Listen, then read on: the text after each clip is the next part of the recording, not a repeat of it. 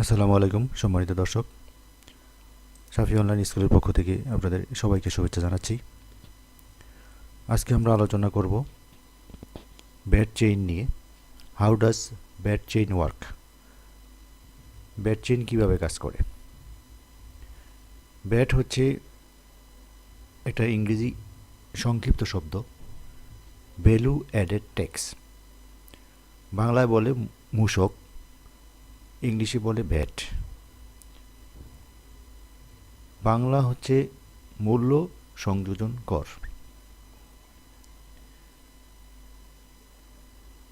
অন্যভাবে সংজ্ঞা আকারে যদি বলি, কোনো একটা পণ্য বা সেবা বিভিন্ন স্তর বলতে যেমন importer, manufacturer, wholesaler, retailer, customer, বিভিন্ন স্তরে তার প্রাইসটা অ্যাড হয়, মূল্য সংযোজন করা হয়, ব্যাট নির্ধারণ করা হয়। এক এক পর্যায়ে তার মূল্যের সাথে মূল্য অ্যাড করা হয়, আবার ব্যাট নির্ধারণ করা হয়, ব্যাট পরিশোধ করা হয়। তাহলে একটা প্রোডাক্টের বা সেবার জীবনচক্রে বিভিন্ন স্তরে ভ্যালু অ্যাড করে সরকার নির্ধারিত নির্দিষ্ট পরিমাণ কর কর্তন করাকেই ব্যাট বলে। এখানে দেখুন, importer, manufacturer, wholesaler, retailer, customer, কয়েকটা পর্যায়ের কথা বলা আছে। 500 টাকা একটা প্রোডাক্টের দাম হলে আমি যদি এখান থেকে বলি 700 টাকা একটা প্রোডাক্টের দাম, 15% হারে 150 টাকা ব্যাট আসে।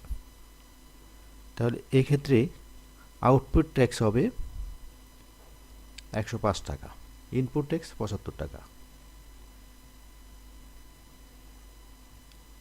ম্যানুফ্যাকচারার 700 টাকা একটা প্রোডাক্ট বিক্রি করলো হোলসেলারের কাছে, আর 500 টাকায় ক্রয় করেছিল।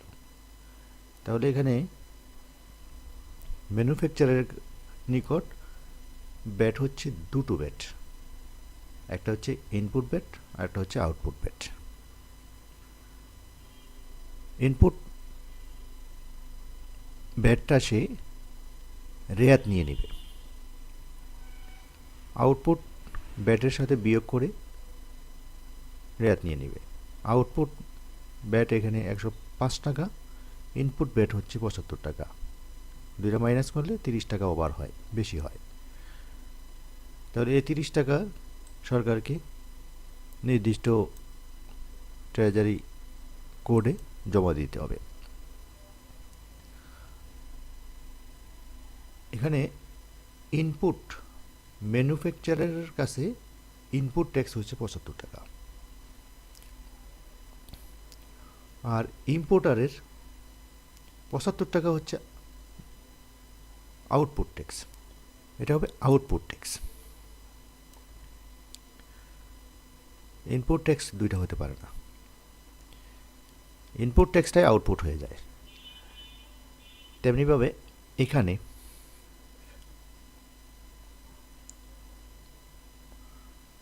সে তো 700 টাকা বিক্রি করলো,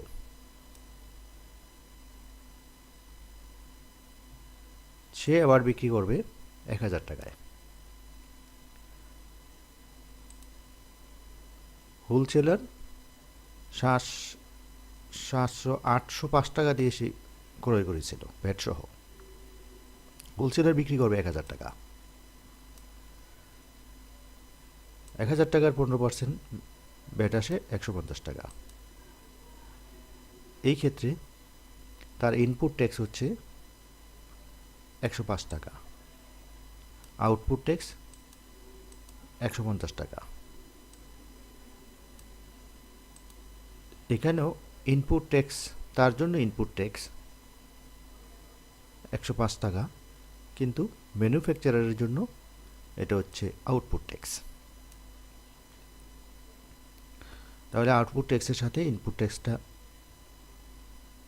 রেয়াত নিয়ে নিব। রেয়াত নিলে ৭৫ টাকা ৪৫ টাকা পেয়েবল হয়। এই ৪৫ টাকা সরকার পাবে, ট্রেজারি চালানের মাধ্যমে জমা দিতে হবে। আবার রিটেইলার ১২০০ টাকা করে বিক্রি করবে ওই একই প্রোডাক্ট। সে কিনেছিল ১১৫০ টাকা দিয়ে। রিটেইলার ১১৫০ টাকা দিয়ে কিনে ১২০০ টাকা বিক্রি করবে। তো ১২০০ টাকা বিক্রি করলে ১৫%-এ ১৮০ টাকা ব্যাট আসে। তো ১৮০ টাকা হচ্ছে আউটপুট ব্যাট। এই যে ১৮০ টাকা আউটপুট ব্যাট। আর ইনপুট ট্যাক্স হচ্ছে ১৫০ টাকা। ইনপুটটা সে রেয়াত নিয়ে নেবে। থাকে পেয়েবল হয় ৩০ টাকা। এই ৩০ টাকা ট্রেজারি চালানোর মাধ্যমে জমা দিতে হবে। তাহলে দেখা যাচ্ছে ব্যাটের সংজ্ঞার সাথে এই পর্যায়টা মিলে যায়, এই ধাপগুলো মিলে যায়। যে প্রথমে ছিল প্রোডাক্টের দাম ৫০০ টাকা, সেটা ১৩৮০ টাকা হয়ে গেল। ১৩৮০ টাকা দিয়ে কাস্টমার, কনজিউমার এটা ভোক্তা ভোগ করবে।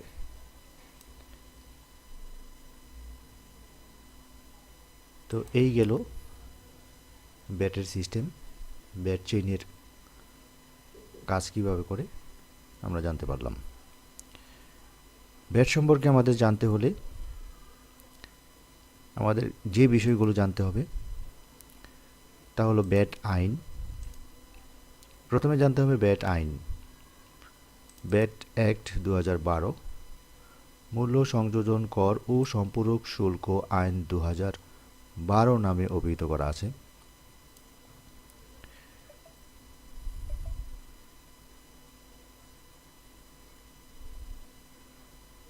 মূল্য সংযোজন কর ও সম্পূরক শুল্ক আইন ২০১২ নামে অভিহিত করা হয়েছে। আইনের পরে আইনে কতগুলো তফসিল আছে। প্রথম তফসিল, দ্বিতীয় তফসিল, তৃতীয় তফসিল। প্রথম তফসিলে অব্যাহতি পণ্যের কথা বলা আছে, কোন কোন পণ্যে বা সেবায় অব্যাহতি প্রাপ্ত হবে, এটার কোনো বিক্রয় ব্যাট থাকবে না। আর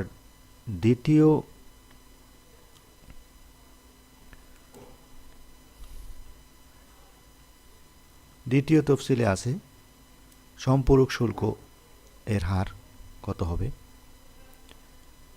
আর তৃতীয় তফসিলে আছে সুনির্দিষ্ট কর, অর্থাৎ প্রতি টন রড বিক্রি করলে কত টাকা ব্যাট দিতে হবে, প্রতি ১০০০ ইট বিক্রি করলে কত টাকা ব্যাট দিতে হবে, ওগুলো হচ্ছে সুনির্দিষ্ট। তো এভাবে এই তফসিলগুলোতে, আইনের তফসিলগুলোতে লেখা থাকে কোন প্রোডাক্টের জন্য কত টাকা সুনির্দিষ্ট ব্যাট হবে, কোন কোন প্রোডাক্টের বা সেবার জন্য পণ্য অব্যাহতি পাবে, কোন প্রোডাক্টের বা সেবার জন্য সম্পূরক শুল্ক হবে। কোন প্রোডাক্টের ব্যাট কত সেটা জানার জন্য আমরা প্রথমে আইন দেখব। আইন দেখার পরে আমরা বিধিমালা দেখব।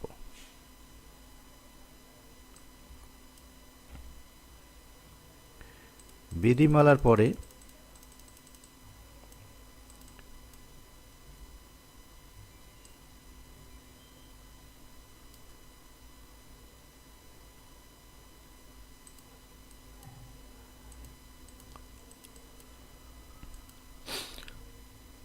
আইনের ১৫ ধারায়, ধারা ১৫-তে মূসকের হার হইবে ১৫%। এই আইনে ভিন্নতর কিছু না থাকিলে করযোগ্য সরবরাহ বা করযোগ্য আমদানির ক্ষেত্রে মূসকের হার হইবে ১৫%। কোনো প্রোডাক্টের বা সেবার কর কত নির্ধারিত করা আছে তা আমরা প্রথমে আইনে দেখব। আইনে দেখার পরে আমরা দেখব বিধিমালা। বিধিমালাটা কখন হইল? এই যে রুলস 2016।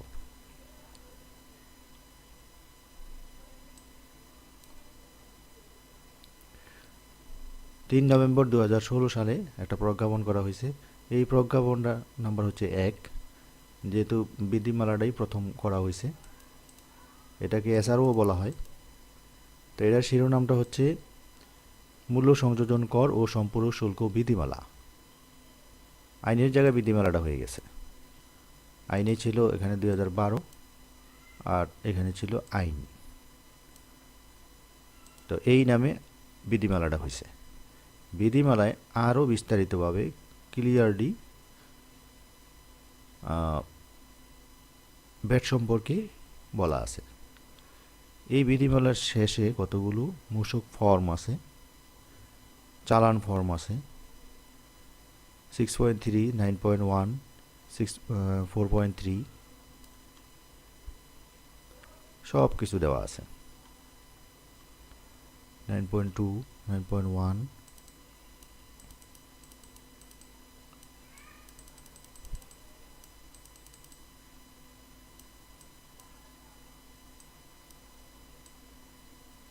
6.1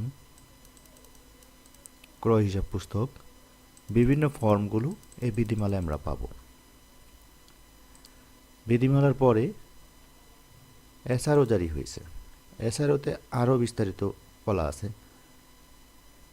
এসআরওর মাধ্যমে সরকার বিভিন্ন সময়ে কর হার নির্ধারণ করে থাকে। কর হার বৃদ্ধি বা কমানো এগুলো করে থাকে, বা অব্যাহতি দিয়ে থাকে। এটা হচ্ছে মূসক 43। এখানে কতগুলো সেবার কথা বলা আছে। মূসক 43 এটা 19 সালে হয়েছে। এটাও একটা এসআরও। এখানে মোট 99টা সেবার কথা বলা আছে। সবচেয়ে বড় এসআরও হচ্ছে আমাদের 213 নাম্বার এসআরও।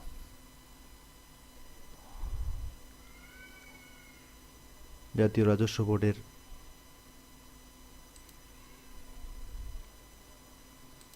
এসআরও 213।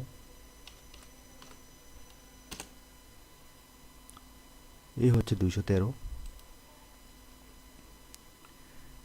তো 213-এ অনেক কিছু বিস্তারিত আছে।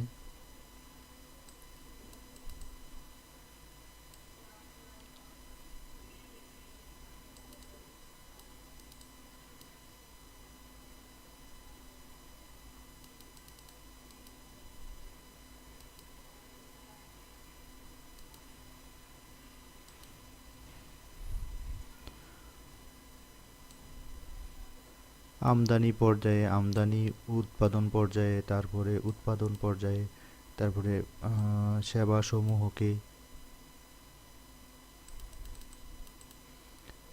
পণ্যসমূহকে ব্যবসায়ী পর্যায়ে, হ্যাঁ, উৎপাদন ও ব্যবসায়ী পর্যায়ে উহাদের উপর আরোপিত সমুদয় মূসক সংযোজন কর আগাম কর ব্যতীত হইতে অনুচ্ছেদ 4(3) এই বর্ণিত শর্ত সাপেক্ষে অব্যাহতি প্রদান করা হইল। অর্থাৎ এই 5টা টেবিল আছে। এই এসআরও দ্বারা 5টা টেবিলের যা কিছু আছে এগুলোতে বিক্রয়ের ক্ষেত্রে অব্যাহতি প্রদান করা হয়েছে। তো হচ্ছে সবচেয়ে বড় এসআরও। 213 নাম্বার এসআরও দিয়ে কতগুলো পণ্য বা সেবাকে অব্যাহতি দেওয়া হয়েছে। তো এইভাবে আমরা বিভিন্ন এসআরওতে ব্যাখ্যাগুলো আমরা দেখতে পাবো। তো এসআরের পর সাধারণ আদেশ জারি করা হয়েছে। সরকার মাঝে মাঝে সাধারণ আদেশ দ্বারা ভ্যাটের পরিমাণ নির্ধারণ করে থাকে।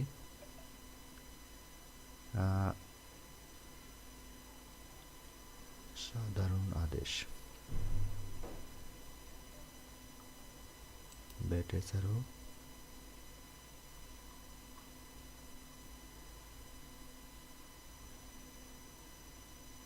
এই জেনারেল অর্ডার, ভ্যাট সম্পর্কিত জেনারেল অর্ডার জেনারেল অর্ডার হচ্ছে কোনো মানে সাধারণভাবে এক জাতীয় ব্যবসায়ীদের জন্য এই ঘোষণাটা দিয়ে থাকে। তারপর বিশেষ আদেশও দিয়ে থাকে কোনো নির্দিষ্ট পার্সনের জন্য, নির্দিষ্ট সংগঠনের জন্য বা কোনো নির্দিষ্ট উদ্দেশ্য সাধনের জন্য একটা নির্দিষ্ট ব্যাট নির্ধারণ বা অব্যাহতি দেওয়ার জন্য স্পেশাল অর্ডার করে থাকে। তারপর আমাদের আরও জানতে হবে ব্যাখ্যা। কিছু কিছু এসআরও নিয়ে বা কোন আইনের কোনো ধারা বা বিধিমালার বিধি নিয়ে সংশয় দেখা দেয়, অস্পষ্টতা দেখা দেয়, সেগুলো সম্পর্কে ব্যাখ্যাও জাতীয় রাজস্ব বোর্ড বা সরকার প্রদান করে থাকে। তাহলে আমাদের এই ব্যাট সম্পর্কে জানতে হলে আমাদের জানতে হবে অ্যাক্ট, রুলস, এসআরও মানে আইন, বিধিমালা, প্রজ্ঞাপন, জেনারেল অর্ডার, স্পেশাল অর্ডার, ব্যাখ্যাপত্র, এগুলো আমাদের জানতে হবে। তো এই সম্পর্কে পরবর্তীতে আসেন নতুন কোনো ভিডিও। ওই পর্যন্ত ভালো থাকবেন সবাই। আসসালামু আলাইকুম।